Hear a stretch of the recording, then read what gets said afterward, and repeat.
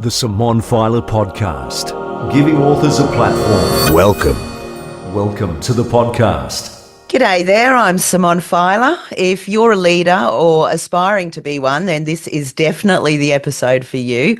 I'm excited to be joined by the authors of Leading Excellence, the 5 Hats of the Adaptive Leader, Chris Butterworth, Stephen Dargen and Brad Jeavons. Leading Excellence offers a practical adaptive leadership framework that shows you how to adjust your style based on context and individual needs as well. With years of real-world leadership experience, Chris, Stephen and Brad provide relatable stories and actionable advice that will inspire you to lead more effectively. Welcome to the podcast, guys. Thanks for having us. My absolute pleasure. It's great to be chatting. So we've just wrapped up recording your audiobook, Leading Excellence, with 3 fabulous performances by yourselves. We had Brad recording with me in Brisbane and Stephen and Chris in Perth. So how did you guys find that process, self-narrating? I think I'll jump out first. I was quite anxious about it, to be honest with you. I've never recorded an audiobook before. And I have to say, the team made me feel so at ease. And, reading, the chapters, you read them at home and when you're editing it, but reading it out loud in a studio, it can be a bit daunting. But no, the overall experience was incredible. Really good, really enjoyable. And it's kind of made me think we got to go do another book, guys. You felt like a rock star walking out, did you, Steve? Yeah, I nearly broke into song. Awesome. How about you guys? How about you, Chris? Well, yeah, I followed Dargen, and he's quite a tough experience because he did 2 sessions. The first session they made him do it without the aircon on, and it was 39 degrees. So he was. Ooh. He warned me the night before, said, Chris, it's a bit tough. It's like doing it in an oven. So I went down in my thinnest T-shirt, shorts, no socks, nothing, sat down. It was a bit chilly in here and said, oh, good news, we've got the aircon working. So I was freezing. What opposite day. It was still very enjoyable, and they were very helpful and patient, I think is the word I'd use, extremely patient with us. And it was a fantastic experience because unless you read something out loud, your mind thinks, when you read it on paper, your mind fills in the gaps for you. When you read it out loud, you realize, good grief, we missed a word out there or whatever. So that was wonderful. So it's going to help us to improve the text version as well as the audio book. And how about you, Brad? You worked with me.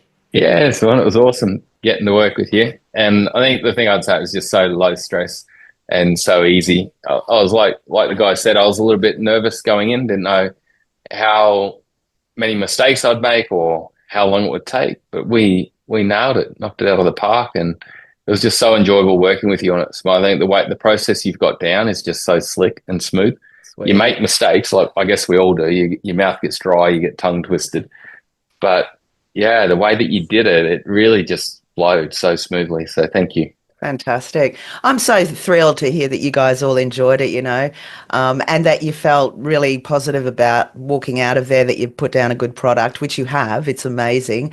Not only narrated superbly by the 3 of you, but also the content is outstanding, and I think there's a lot of information out there that's going to be very valuable to anybody that listens to it or indeed reads it.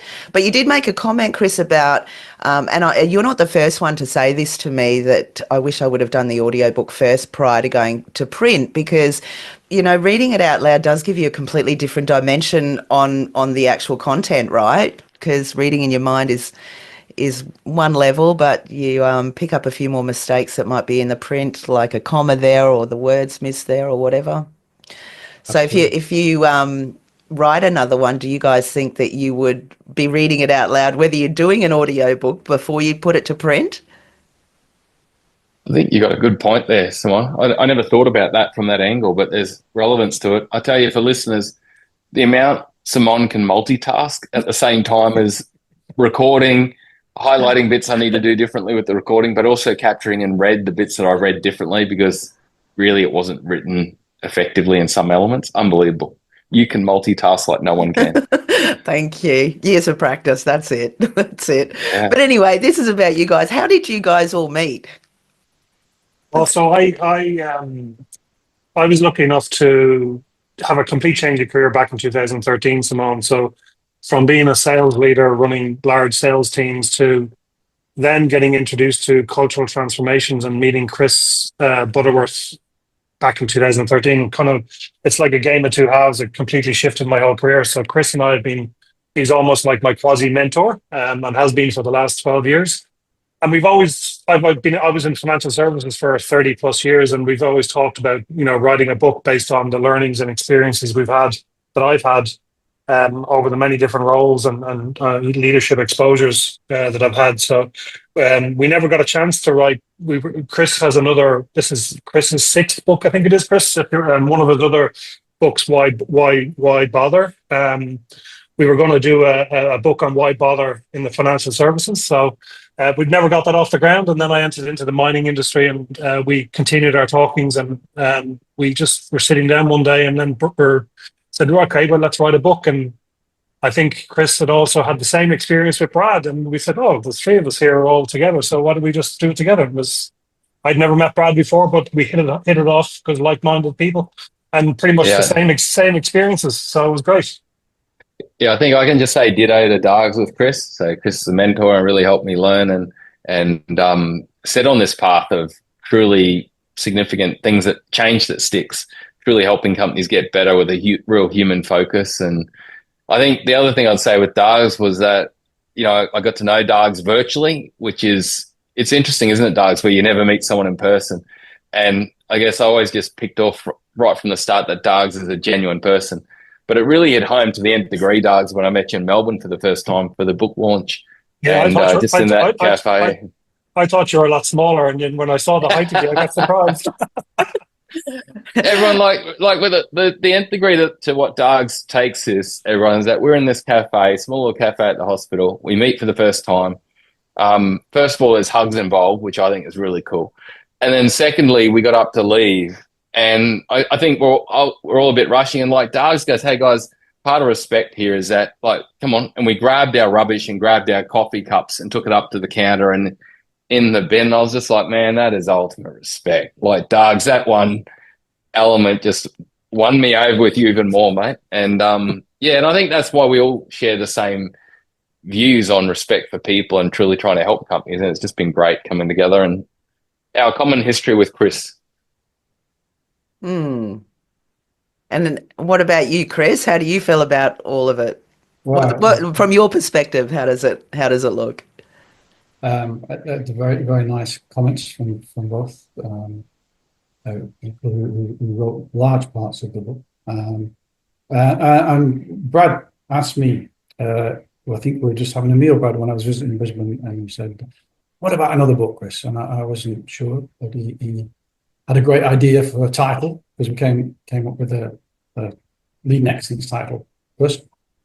And then I immediately thought of Darg. So actually, I know someone who would be really good as a team for the three of us to work on it. And then we developed the concept beyond that, and the leading excellence of 5 hats became developed after that. And I think what, for me, the power of the three of us is we all have very similar values. We write about that in the book. We all look at the world in the same way. We all deeply believe that leaders have to genuinely respect people and be humble in order to create an amazing place for people to work, but also an amazing organization.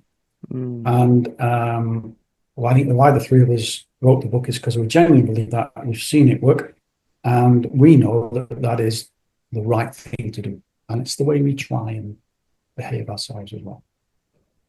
Yeah, well, the outlook of leading excellence is, I think in line with the way the world's going, with this new age sort of vibe that's sort of developing around the world, and actually listening to people and finding out what the actual person needs, not just in the organisation, but as a person, their, home life and what's going on in their world, and, what they enjoy doing and taking on. When you were writing it, did you guys collaborate on those aspects, or did each one of you bring those different, five aspects to it? Yeah, I think Simone started really with, when you think about Justin Trudeau's quote, the pace of change has never been this fast yet, it'll never be this slow again. We're living in a world of VUCA, which is, for those of you listeners who don't know what VUCA is, it's volatile, uncertainty, complexity, and ambiguity. So, we're living in a world that's a lot faster than, we always say to each other at the end of the financial year, we go, my God, that year was fast. Yeah. The amount of change that year. And then we go into the next year, which is, Even faster. it's even faster. It's on steroids. So we're living in this world of fast change and pace of change and social media and TikTok and, Snapchat and we're living in a heightened awareness of, mental illnesses that are coming through and mental well-being, and our leaders are not equipped to deal with this, right? So they don't, I firmly believe that we haven't really equipped our leaders to be able to deal with the pace of change and also the external interferences that are going on in the world. And also then to deal with, you mentioned earlier on, like people have lots of stuff going on in their own worlds. They've got rising interest rates, they've got mortgage stresses, they've got financial woes, pressures at home life. Yet that old analogy of, leave your work at the door before you come in, leave your home life at the door before you come to work is bullshit, if you ask me, because you just can't, you physically can't. So how do we equip leaders to really harness every individual, no matter what background, no matter what interferences, whether intrinsic or extrinsic interferences they have? And how do you deal with those and support them as an individual to be there, reach their full potential? And that's where we really started. And that's why we wanted to create a book, almost like a workbook that kind of helps leaders navigate those challenges and what different types of hats they have to wear. Now, the hats, again, are symbolic, but it gets the leader to think, pause and think, okay, what way do I need to approach this individual? Because every individual has a unique capacity to appreciate and value, right, in the organization. So it's how we as leaders, unlock that potential. And I think that's where it all started. And we just got into a big brainstorm. And to be honest with you, I'll speak for the guys as well. The book came together very, very quickly. Once we started that brainstorming, we had it wrapped up, ready to go in a matter of a couple of weeks. Wow. It was our the concepts just all flowed. It was really good. That is really quick. I think that's the quickest. I've done a lot of books, but 2 weeks is amazing. That's to get the straw man and context right, but the writing took a lot longer. But how long was it from go to woe? I think it was about 8 months, wasn't it, guys? That's still pretty quick. Yeah. So when we work with Andrea McNamara, who also supported Scott Paper and the Barefoot Investor, and a lot of their work, and she was good. She gave some frank feedback, and so we'd written a lot, and then we got good feedback from Andrea, and then it allowed us to rewrite and make it more effective. So it was a book where we did a lot of continuous improvement throughout the writing of the book, which added time, but I think it's created a better product. Well, that says a lot. Barefoot Investor is a huge success. So, I mean, if she's taking on people like that and yourselves, obviously you've got something very worthwhile here. She was great to work with. Yeah, that's good. That's good that you can tee up with someone like that. Obviously, your work's really important. So you talk about the adaptive leadership. Can you explain a little bit more about what that is and why it's so important nowadays as we move forward? So I think one of the key messages in the book is if you really want to be an effective leader, you have to really know yourself. And so we have a whole series of work on knowing yourself and what your purpose is and what your values are, because that then grounds you. And Brad can say a little bit more about this piece, but grounds you in what we call the core belief system. Because when that's clear, you can then think more effectively about how you want to lead. All of us are essentially feeling beings who have the ability to think. However, what we tend to do is respond to our feelings before we think. And if anyone's got any doubts about that, just ask yourself, have you ever said anything and then instantly thought, oh dear, I wish I hadn't said that? Or sent an email off and said, oh no, maybe I shouldn't have sent that. Undo. Because our first and foremost response, is on an emotional level. And that's what leaders do all the time, because they're often under pressure, deadlines have to be met, and they instantly respond emotionally. And unfortunately, as a consequence, a lot of the time, what they say is inappropriate or not the best way of dealing with that particular conversation. So the concept is to pause and think about the person and the context of that person, and then decide which of the 5 hats is the most appropriate to wear in a particular situation. And you might end up wearing more than one. But the key thing is what you need is a habit that helps you to engage the thinking part of your brain rather than just responding quickly emotionally. So pause, reflect, think. And actually what we found is that by doing that, it does become a habit. And even if you pause for a second or two, you can get a very different response than if you just respond in an immediate way.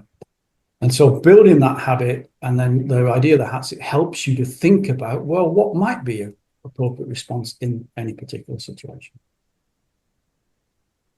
Yep. I think it was interesting on that journey, wasn't it, Chris and Dargs, that we, because all of us are involved a lot with the Shingo Institute also. And, one key aspect of that is that ideal behaviors drive ideal results. So, of course, our behaviors as leaders will either create great results or not ideal results. And so we're unpacking, right, how do we get under the hood about what drives human behavior? And we were fortunate to get to work with neuroscientist Dr. Mark Williams and organizational psychologist Laurie Skander to really create the core belief system that Chris mentioned, which is a simple model that allows you to understand your behavior and your drivers. But I think Dr. Mark Williams had a really good point in the start of the book where he said our conscious mind, which is a small prefrontal cortex at the front of our brain, is like a little person on top of this big elephant roaming through the city. And the elephant is like our unconscious brain, this big part of our brain that really doesn't have consciousness. And he said, ultimately, to be a great leader, it's about how effectively we can ride the elephant and guide that elephant in an effective way. And if we don't, well, that elephant can go wild, and I thought it was a really nice analogy. And so that's what we've written into the book, is help leaders understand how to truly what motivates them and what drives their emotions, but then also help them be more adaptive. So shout out to Dr. Mark Williams and Laurie Skander for the help they provide us there. Yeah, that's an amazing analogy. So true. So true. In all aspects, I guess, not even, necessarily just leadership, but everything, even just going around your daily life and whatever. Do you think the situation with COVID has changed the way we look at leadership and how we lead others?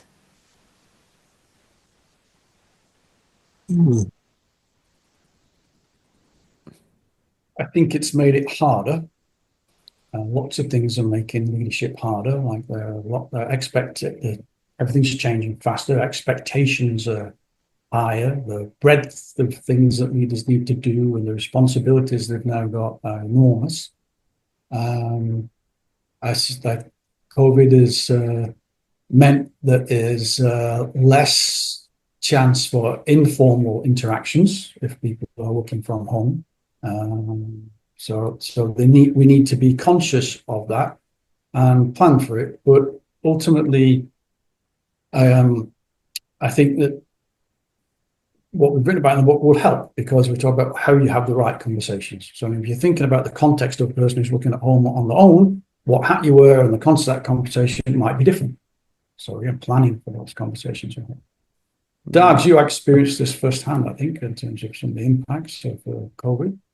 Yeah, so the obviously during COVID, I ran a large contact center for one of the financial institutions in Ireland, in Australia. Sorry, and we had when we took over the leadership of that particular function, it was performing at below average. It was just ticking along nicely. And then COVID hit. We had to really work hard as a leadership group to define what the overall organization's purpose and vision was, because at the time when we took it over, they had no real clear true north of where they were heading. So we put a lot of work into creating a real global, a big, audacious goal of where we wanted to see the business in 3 years' time. But then it was a case of, right, if that's our main goal, how do we actually mobilize the 300 odd people in behind that purpose, and how do we connect people that are not necessarily in work every single day? So we spent a lot of time just working with the teams, just trying to, how do we actually develop that connection to the purpose? How do we, as leaders, support you wearing the support hat, support people at home that are feeling isolated? So we almost used the hats on a daily basis, and every single hat. So how do we bring it all together to ensure that A, everybody is looked after and feeling safe, and B, that they're feeling supported and connected to each individual, but also connected to the higher purpose of the organization. And the Inspire hat is probably one of the most underutilized hat or concept in a leadership mindsets of today. The fundamental role of a leader is to create and manage culture, quote by Edgar Schein. So to create that culture, we need to really inspire people and connect them to the overall organization's purpose, but also understand individual purposes. So how do you get them to really, everybody in the organization rowing the boat the same direction? And through COVID, that was a bit of a challenge. So we had to work extra hard as a leadership group to fulfill that connectivity. In doing so, we created a lot of systems to help build that connectivity. So daily rhythms, leader standard work changed, our recognition system changed, our communication systems completely changed, the onboarding system changed, but more importantly, the development systems. So we know that I'll give you an example, 30% of people leave the mining industry in Australia because of ineffective development planning. And that's pretty systemic across most industries. People come to work each day and to be developed. So we put a lot of effort into developing people. How do we create career pathways through the many different divisions of the organization? Because you'll see this in most organizations, Simone. You go in and an entry-level role will think that the only way that they can go, particularly in mining, the only way they can go is to be a supervisor in that workshop and then to a superintendent. Yet there's probably 400 different pathways that individual can go. So how do we as leaders, first of all, make that visible to them, but then also how do we help to develop them through that pathway? And when we did, we started to build that development system really strongly. And when we came out of COVID, when our attrition rate, I think, was 24.5% at one stage, we got it down to 4%. Unplanned sick leave at the start was 18%. We got that down to 3%. Amazing. And we created really strong aspiring leaders through that program. Fantastic. All because of again, the system. The book will talk about that. But how do you create that compelling vision, but also to if you're going to connect people, what are the other systems that you need to work on to enable that happen? And hats off to the leadership team. It wasn't that they just they stepped up, and we worked really hard as a collective group. We were thinking as one unit and not as individuals. It was really effective. Well, that just shows a small insight about how caring you guys are, knowing what you need to look for to set these employees on the right direction in their leadership journey, whether that be for self-expression and learning and growing as a person, and of course, helping the organisation that they're working for. But explain a little bit more about the 5 hats. Just give people a little bit of an insight as to what to expect. The Inspire hat, Dargs is already covered, and that's a really important, critical one. Yeah. I'll pick on 2 together because they fit very nicely with the case studies that Dargs has just shared. Both of those and that story Dargs just told is in the book, and the systems behind it are also explained in the book. Yeah. But he mentioned the importance of the development of people. So 2 of the hats do more than development of people, but also have a big focus on development of people. One is the teach hat. So what we've concluded is that a really important skill for leaders is the ability to teach for a number of reasons. One is every time you teach, you learn. Right? So it's actually a way of demonstrating humility as well when you try and teach, because you have to listen a lot when you teach. So, and we think that unfortunately many organizations, leaders are not taught how to teach, and also teaching has almost been delegated out as not leaders' responsibility anymore, and someone else does it. Well, one of the best organizations I ever visited, the senior executives took it in turn to teach the continuous improvement model on the onboarding course to new starters. And that sent just an incredible message when someone from the exec team is teaching you. This is important. So that's one hat is the ability to teach and learn. But then the other really critical hat, which covers many aspects in not just development, is the coaching hat. Under the teach hat, we include mentoring, because mentoring is giving advice. Coaching is asking questions to help people to think for themselves. And so we spend a lot of time in the book talking about coaching and the systems behind coaching, because actually that is the best way that leaders can develop people's thinking so that they can do things for themselves and reduce the dependency on leaders. And it's quite a challenge for many leaders, because we like helping people and we think we're being helpful when we just tell them what to do and give them advice. And we are in the short term, and we get a great dopamine hit from doing it. But what we're doing long term is building dependency and reducing the ability of people to think for themselves. So we have to pause and think and say, actually, I don't need to give the answer here. I need to coach this person so they can come up with an answer, because they'll then believe it and they'll go away and feel much better about their solution rather than mine. So there are two of the other hats. I think I'll cover off the final two. So thanks, Chris. The final two is firstly the support hat. So as leaders, there's two parts or three parts to the support hat. The first is helping someone bridge the knowing doing gap. Like when someone's just been through training or teaching, it doesn't mean they've got competence. And I think there's often a mistake that we make in leadership that we go, I've put them on training, right, they've got it. Well, the support hat is needed to really help someone bridge that knowing doing gap, support them through that learning journey, which can be stressful, and it can be tough for them, which also links to the other part of the support hat, which is helping someone in emotional times. Our ability as leaders to show empathy, to use active listening, all these great techniques to really help us be there for someone. It's a key determinant in trust, actually, how we show up as a leader when someone's emotional. If we show up in a dominant, selfish type position, it'll destroy trust. If we show up in an empathic, truly there for them type way, we'll get great results.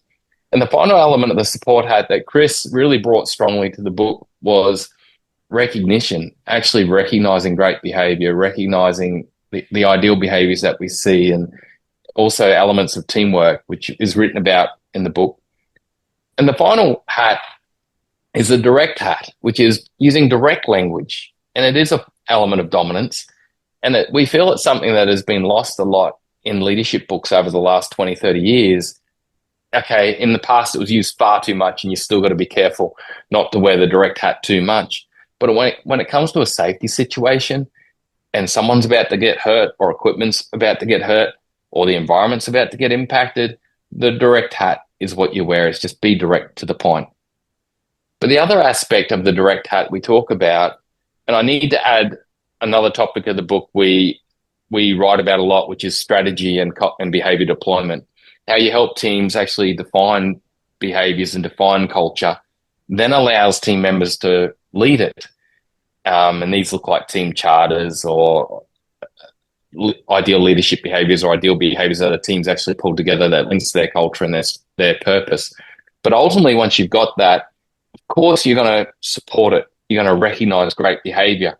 But if you have team members in your team or even peers where they're exuding behaviors that are not ideal, that are actually really impacting culture, and this happens in workplaces, well, the direct hat has to be worn, where we directly have a conversation, and we've got to be really precise with it. Like, the importance with wearing the direct hat is that we are specific, that we talk to the behavior, that we talk to the impact, that we then listen. Like, we write about techniques and wearing the direct hat to make it effective, but it is a hat that's needed. And I think from us doing book tours and speaking to organizations, I got to admit, I've discovered elements where companies are not wearing the direct hat at all and bad outcomes are happening as much as not wearing the coaching hat. So it's important. Bad outcomes can happen if leaders are not effective at wearing the direct hat at the right time. It's a really good point, right? And I'll just say one thing and hand back to Darks. But the book was described by one reviewer as not a book, but a handbook for leaders. And I think going back to Brad's point there about behaviors and direction, leaders can't be everywhere all the time. So the other aspect of the book, we talk about aspiring leaders as well as existing leaders. Yeah. It's also about equipping everybody to hold each other accountable. So if we help people to understand this, if leaders coach people and use the direct hat and support people, what it does is builds up people's confidence to do that for themselves with their peers. So you actually get everyone managing the culture rather than it being dependent on a few individuals, and that's when it starts to work. It gives them a power of ownership to take over, that they believe they have the confidence and the leaders have the confidence in them to do the job appropriately. And we've done that. We've done that in a few case studies, and I still kind of coach on this today in the mining industries. How do you, again, one of the Shingo insights, the second Shingo insight is, so you got ideal results require ideal behaviors is the first one, but the second one is systems and purpose drive behaviors. So if you really want an organization that's going to drive continuous improvement and with the right values and the right mindsets and behaviors, you need to create the systems to do that. So in previous cases where in organizations we've actually started to built ideal behaviors from the ground up. So what is the frontline ideal behaviors that we as a team expect from each other, but also we expect from our leader. And then you get the leaders in to have a session on that. Okay, what are the ideal behaviors that we need to display as a leadership team, but also bearing in mind the frontline leadership, the frontline behaviors. So what that does then, you come up with an organizational set of ideal behaviors that's going to achieve the overall strategy of the organization. Now, what a unintended consequence, a positive consequence to that is that it gives people this an environment where they feel safe to speak up, right? And they come to work each day feeling that they can actually challenge the senior leadership team because the behaviors that we agreed and we all signed up to has not been displayed. So it almost creates this environment of safe to speak up and psychological safety, which is really, really effective. But I'll go back to just the point there that on the direct hat, it's probably underutilized as well. Brad, there's a great quote in the book by Dr. Edgar Schein. The only thing of real importance that leaders do is to create and manage culture. If you do not manage culture, it manages you, and you may not even be aware to the extent which it is happening. So I speak quite a lot about this. So through all my career, I've seen leaders not deal with poor behaviors in an organization. So we all have those individuals that have poor character. I call them white anting. Right, so white anting is where they nip away at your culture. They say all the nice things when you're in the meeting room, but then when the meeting room is over, and if you go out around their water cooler and the water cooler, and they just eat away, Simone, at your culture, right?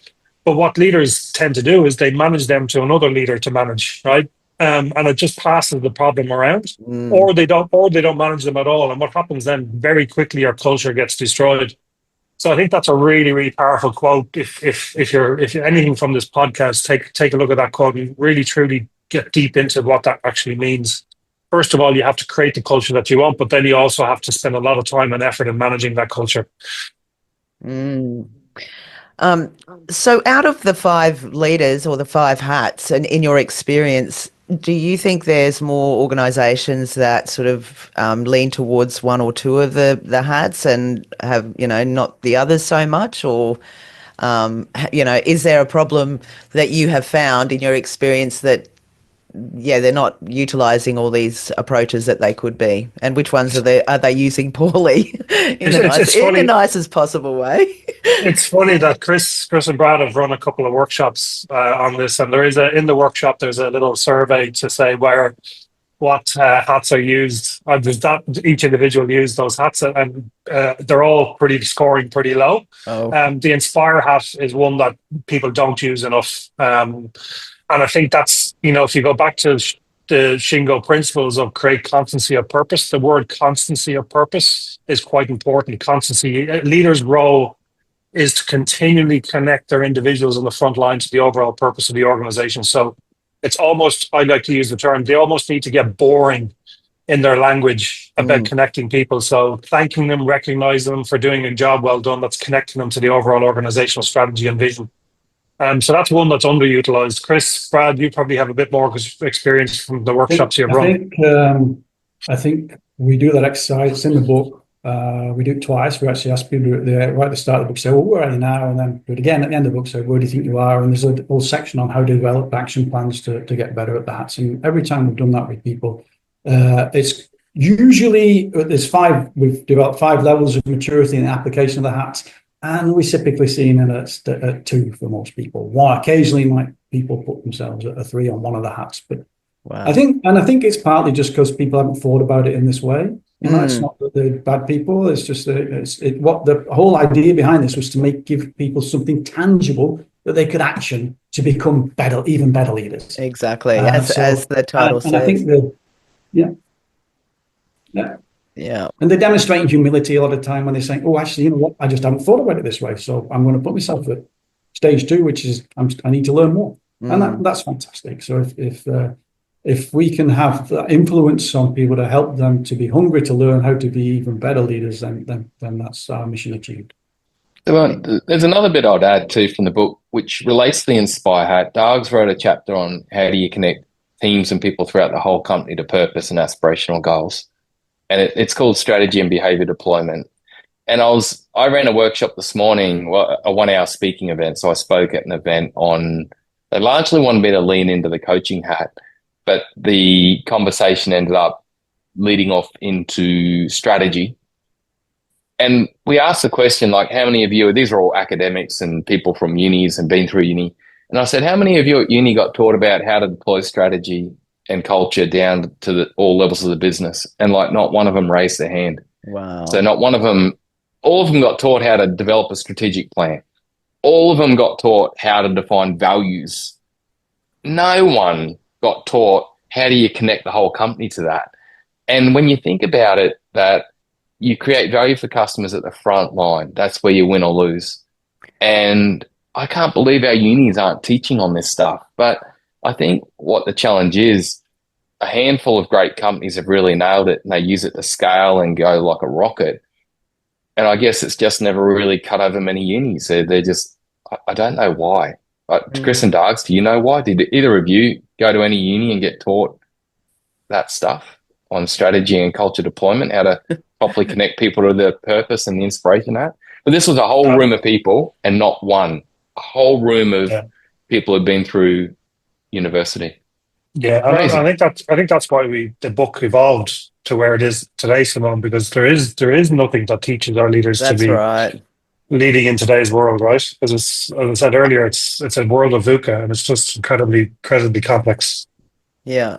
I can relate even, I run my own business now, but obviously in years gone past, I worked for organisations, and I do think leading is evolving, but it was very different back in the olden days, if you like, that you were told what to do, and there wasn't really that much training either. You got trained up at it and then expected to be just, you could do your job or you're good at that. And you're like, you personally feel like I don't feel confident enough. So what you're bringing with leading excellence is really, caring about the people that you're working with and that you're leading to ensure that they feel comfortable and confident to create better working places and then in turn, leading their staff to feel more confident that will deliver the final product. So what you're speaking about there. So go on, Chris. So just ultimately realizing that everyone's a person. And think about people as people, not about the job that they do. The job they do is only a small aspect of them as a person. So how do I help that person as a whole to flourish? Amazing. Sorry, Doug. The great thing for me, so you go, Doug. Sorry, mate. I was just going to say back to Simone's quote there around that was probably management and not leadership. And we're in a world of command and control architecture of organizations, you will get short-term results, but you'll never build sustainable results that improve year on year. And that's what this book does. It teaches leaders and gives them a handbook to how they create a culture that is sustainable over time, that is sustainable past far beyond the leader itself, right? So you got to create the systems that are and the culture that sustains, that is agnostic of any leader coming in or out of the organization, that continues on.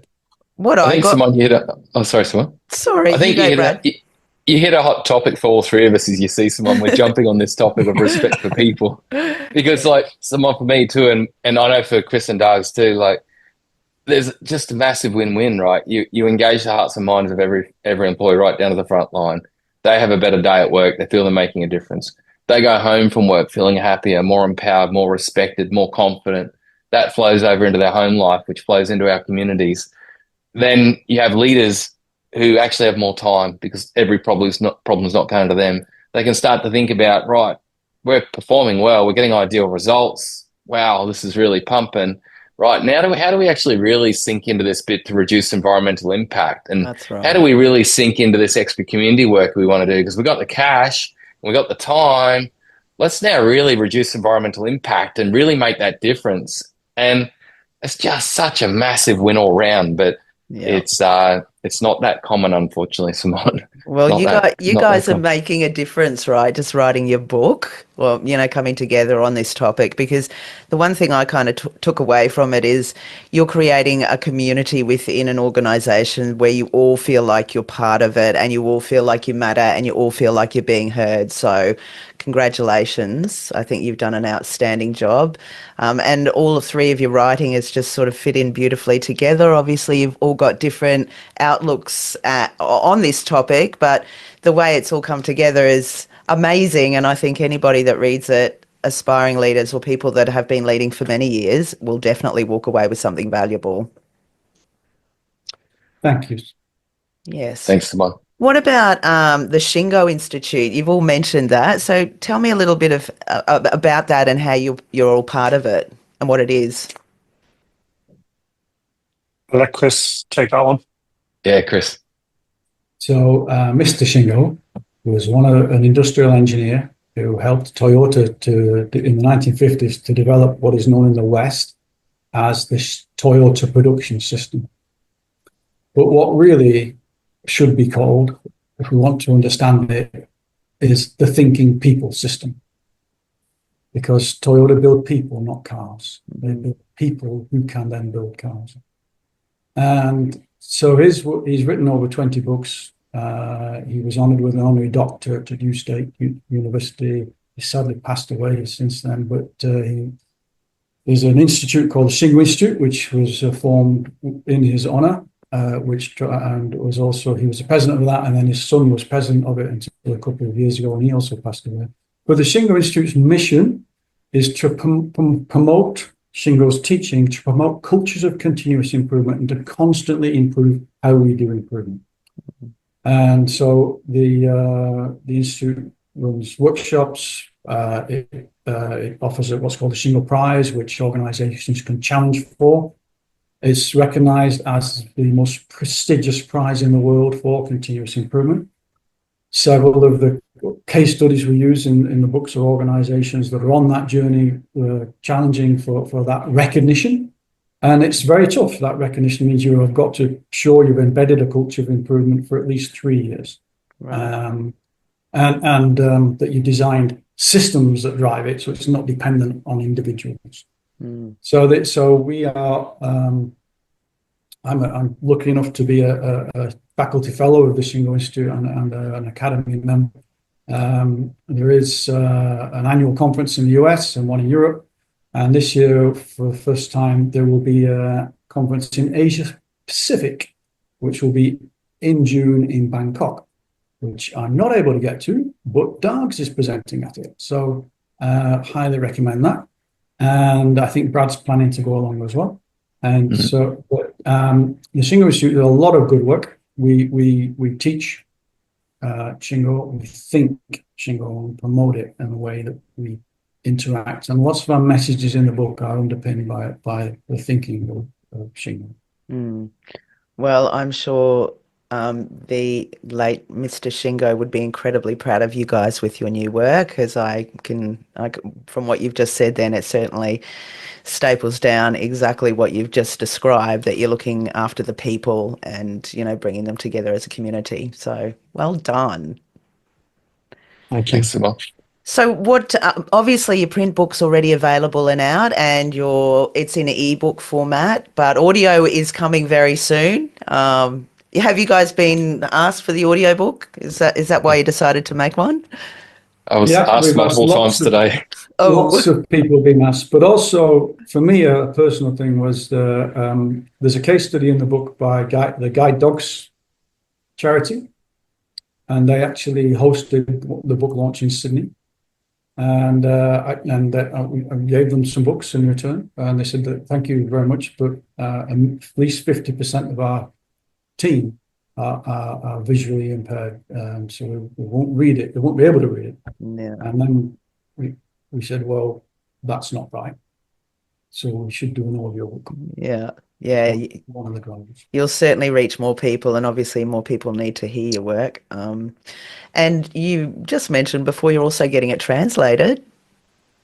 Yes, it's a Polish translation is currently underway. There'll be a book launch in Warsaw in Poland in May, which I'll be attending. And a bit further behind, but already 3 chapters through, it's also being translated into Mandarin. Amazing. So people around the whole world will be able to, have a look at your ideas, the 5 hats, and make the world a better place. Period. Period. Yeah. I mean, it all starts at work. We've all got to go to work, right? And if everybody can work under these circumstances, we will arrive home much happier, I'd say. So. Simone, when you think of it, think of the impact that organizations do to the organization, to the world and community, and that can be positive or negative. Yeah. There is so much power and change within organizations around the world. So true. As humans, we spend most of our time, a lot of our life, at work. Yeah.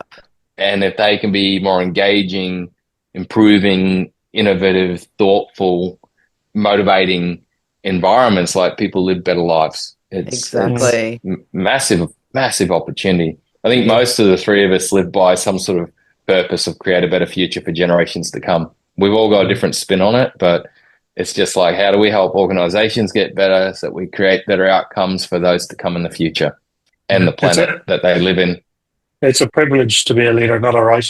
And I think once leaders really truly grasp that concept, that they don't just impact the lives of the people they lead, they impact the lives of their families and friends and communities in which they operate and serve in.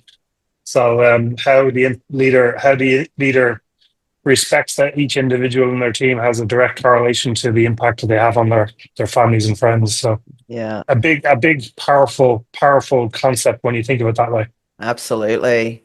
I just see, the end result after people listen to your book and read your book and implement it in their organisations, that the workers walk home and they're happy to be home, had a great day, feeling great, going to play with the kids or whatever, rather than saying, oh, no, that was a nightmare. Yeah. So obviously there's people that want to maybe reach out to you guys and find out a little bit more about what you do and maybe even connect with you. I don't know if you guys, you said you do workshops. How do they reach out to you?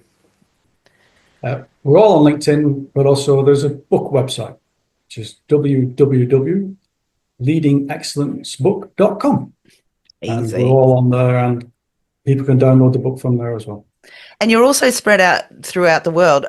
I know Brad's in Brisbane, Doug's, you're based in Perth, and Chris, you're mainly based in the UK, but you come and spend the short time here in the beautiful weather. I used to live in Australia full time, but now I split my time between both countries. Very lucky to try and avoid the UK winters. So it's nice to spend most of the Australian summers over here. And it's been really helpful to do that with both Brad and Dargs based in Australia, and also to be able to use an Australian-based publisher, which is Sylvie at BookPod. And we'd just like to thank her and all the team at BookPod, because they've been amazing in helping us to get the book off the ground. And also, there's a lot of people helped with the book in terms of editing it and the graphics and all the case studies. And I would just like to thank all of them as well. I know it's not an easy process, is it? You really need a team around you to get it, just right. And yeah, it's hard to do it on your own. And definitely Sylvie and the crew there at BookPod, they're amazing. Yeah, absolutely. I want to thank you for doing your audiobook with me. It was a pleasure working with you all. You're all incredibly inspiring leaders and caring people, and also for your time on my podcast today. Thank you, Simone, for everything. Thank you. My pleasure. Yeah, thank you. Thank you. And again, if you want to reach out to the guys at leadingexcellencebook.com.au. Yep. leadingexcellencebook.com. And please like the video, share it with your friends that you think might be interested in hearing the chat with the guys today. Subscribe to the channel, because I interview authors with various messages and help them get their story out to the wider public, and you can be instrumental in doing that. So thank you, and thanks for listening to the Simone Feiler Podcast today. Thank you. Thanks for joining the Simone Feiler Podcast. What's your story? Contact Simone for a chat at brisbaneaudiobookproduction.com.